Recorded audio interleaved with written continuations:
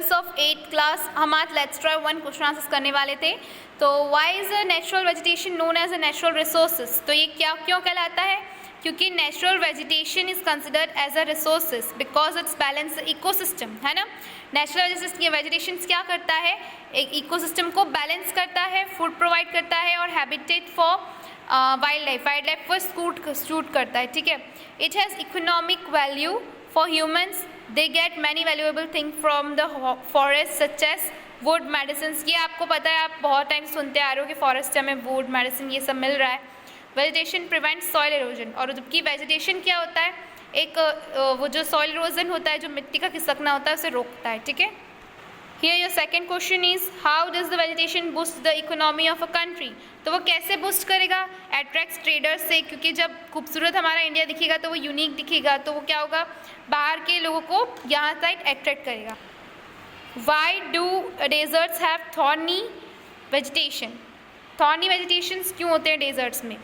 क्योंकि डेजर्ट्स में क्या होता है, वाटर की बहुत ज़्यादा कमी होती है, जिससे ट्रांसपिरेशन नहीं हो पाती, इसलिए कांटेदार, थॉर्नी वेजिटेशन यानी कांटेदार पौधे, वो वहाँ डेजर्ट्स में सिर्फ यही मिलते हैं।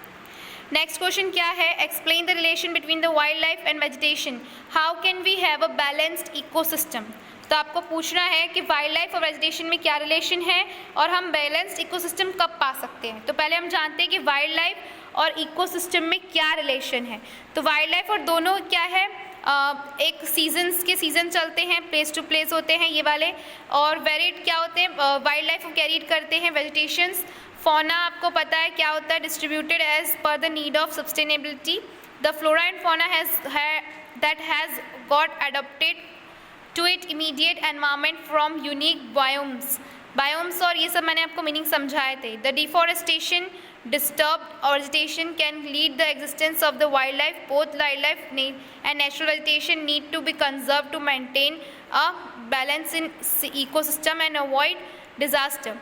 तो आपको पता है कि फ्लोरा एंड फौना क्या होता है, तो ये जो बायोम्स है इस सबको हमें कंजर्व करने की ज़रूरत पड़ती है, और दोनों ही हमारी इकोनॉमिक इकोसिस्टम को बैलेंस करने के लिए बहुत ज़्यादा इंपॉर्टेंट है।